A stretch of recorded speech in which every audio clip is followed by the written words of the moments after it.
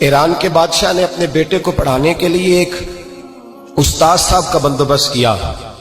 استاد صاحب کو کہا کہ میرے بچے کو دین پڑھائیے، میں چاہتا ہوں کل اس نے عنان حکومت کو سنبھالنا ہے تو یہ دین سے آگاہ ہو جائے، اس کو کچھ سکھائیے، پڑھائیے۔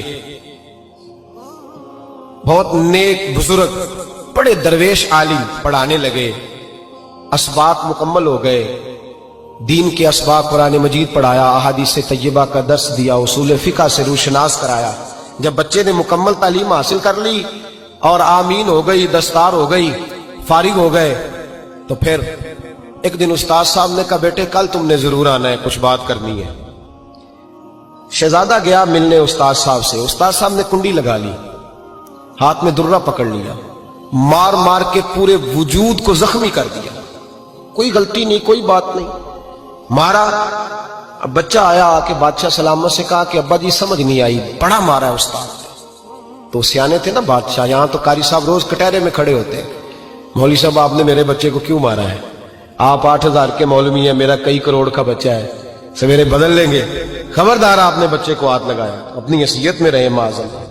جو قومیں استادوں کو کٹہروں میں کھڑا کرتی ہیں وہ ترقی نہیں کر پاتی، جو استادوں کو کٹہروں میں روز کھڑا کرتے ہیں۔ کہا ابا جی بڑا مارا ہے، تو والد بڑے سمجھدار تھے، کہنے لگے بیٹا استاد باپ ہوتا ہے، وہ زیادتی نہیں کرتا، کوئی بات ہوگی میں تیرے استاد کو کٹہرے میں نہیں بلاؤں گا۔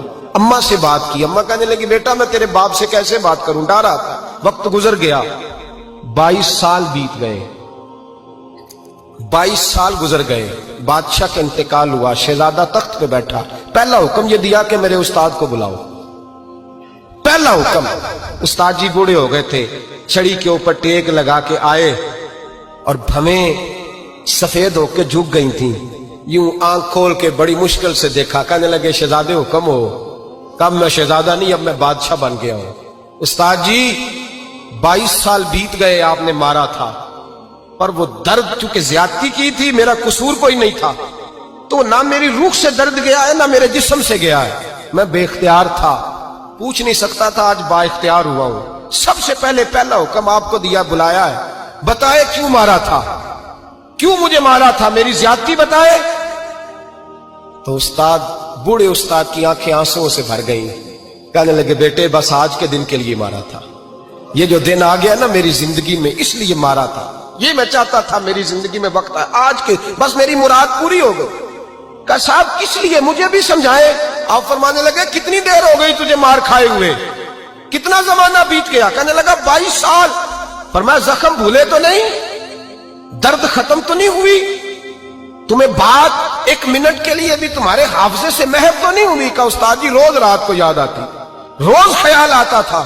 استاد کہنے لگے بھائی تو بے اختیار تھا، پوچھ نہیں سکا، 22 سال تجھے یاد رہا، مجھے پتا تھا تو ایک دن حکمران بنے گا، میں نے تجھے اس لیے مارا تھا کہ بیٹے یاد رکھنا کسی پہ ظلم نہ کرنا، اگر تجھے 22 سال تک یاد رہا ہے تو جس پر تو ظلم کرے گا اسے بھی قیامت تک یاد رہے گا، اور یہ یاد رکھنا تو آج با اختیار ہوا تو تو نے مجھے بلا لیا ہے، قیامت کے دن غریب با اختیار ہو جائیں گے، مظلوم با اختیار ہو جائیں گے، وہ با اختیار ہوں گے للہ الواحد القہار، رب کریم کی بارگاہ کے اندر ان کا اختیار ہوگا، اکیلے اللہ کی حکمرانی ہوگی۔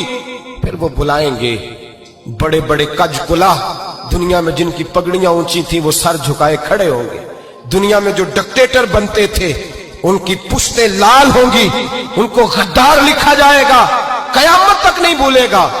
ظلم کرنا تو سوچ سمجھ کے کرنا، اتنا کرنا جتنا تم سہ سکتے ہو، اتنی زیادتی کرنا جتنی قیامت میں تم برداشت کر سکتے ہو۔ میرے نبی کریم صلی اللہ علیہ وسلم نے فرمایا ظلم سے بچو، یہ قیامت کے اندھیروں میں سے ایک اندھیرا ہوگا، زندگی میں زیادتی نہ کریں، اگر تھوڑی دیر کے لیے کوئی چیز برداشت کر جائیں گے تو وہ فائدہ دے جائے گی، کچھ دیر کے لیے اگر سہ جائیں گے تو نفع مل جائے گا، سہنے کی کوشش کریں۔